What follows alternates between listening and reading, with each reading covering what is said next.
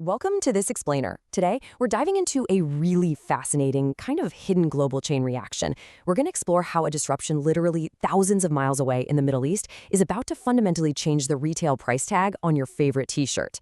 I know, it sounds like a massive leap, right? But by the time we finish up today, you'll see exactly how the math works out.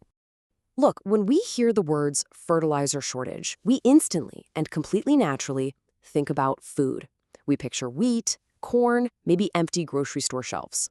But I want to shift your perspective for a second and show you how that exact same crisis is directly threatening the clothes sitting in your closet right now.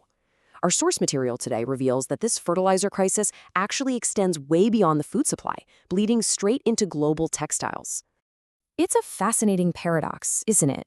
How does a lack of fertilizer half a world away mathematically translate to higher fast fashion prices in your local retail stores? What's the actual link between an agricultural input and, say, that cotton sweater you're planning to buy for the winter?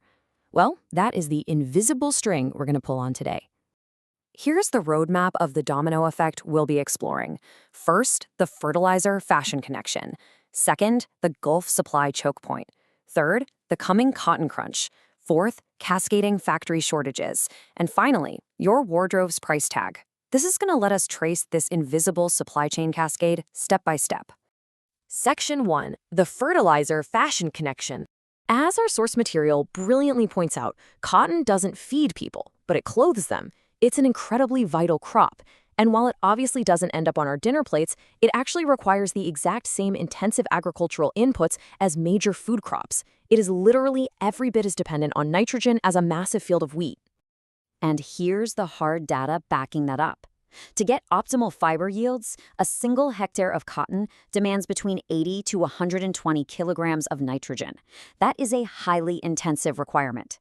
Without that specific volume of fertilizer, the cotton simply will not grow to the yields necessary to supply the global textile industry. So the whole foundation of fashion, it's entirely chemical and agricultural. Which brings us to a crucial question.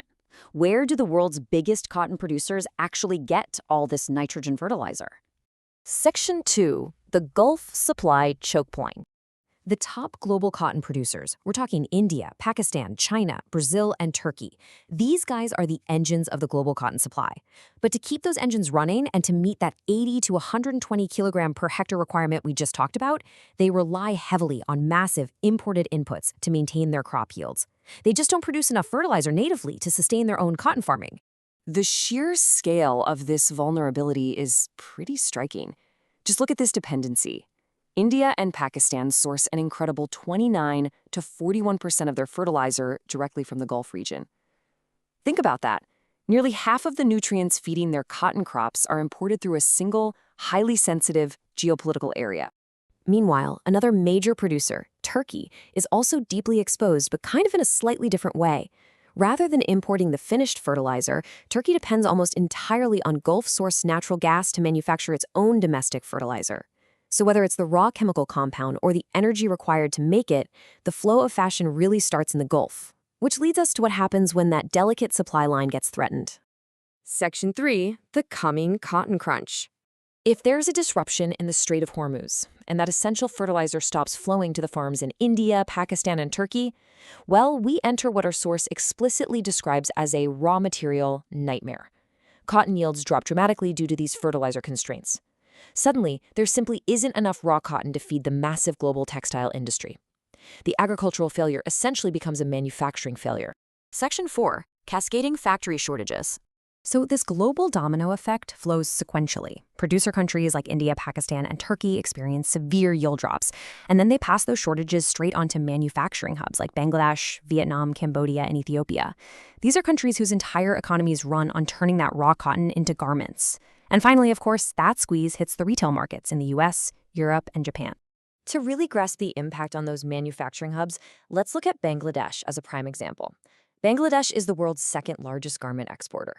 Their economy is highly dependent on this industry, yet they depend almost entirely on importing their raw cotton from places like India and the US.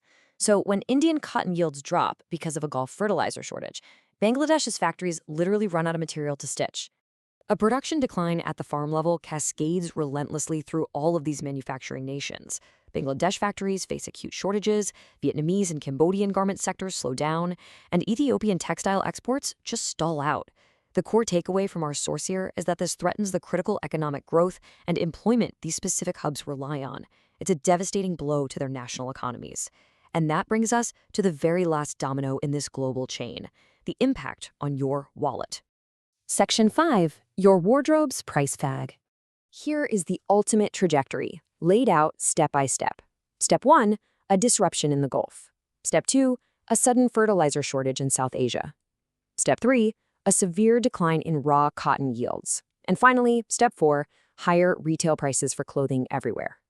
Geopolitical disruptions in agricultural inputs mathematically guarantee a markup on retail clothing. Why? Because scarcity drives up the cost of raw materials, and that cost is passed entirely onto the buyer. Ultimately, consumers shopping in major retail markets, like the United States, Europe, and Japan, are going to absorb these global supply chain failures. When the fast fashion factories in Bangladesh have to pay a premium for scarce Indian cotton, that premium is reflected directly on the price tag of the shirt hanging on the rack in New York, London, or Tokyo. Our source material leaves us with this incredibly powerful quote: "The Hormuz closure doesn't just threaten what we eat, it threatens what we wear." It really shows that every nitrogen-dependent crop is affected, whether it's a food crop or a fiber crop. The entire fabric of global manufacturing literally depends on the very same fertilizer inputs flowing through the exact same geopolitical choke points that our food system relies on. As we wrap up this explainer, I want to leave you with this urgent question to consider about your own closet. Are we prepared for a world where basic clothing prices are dictated by global fertilizer availability? It's a completely different way to look at the global supply chain, isn't it? I'd absolutely love to hear your take on this. Drop your thoughts in the comments, and I'll see you in the next one.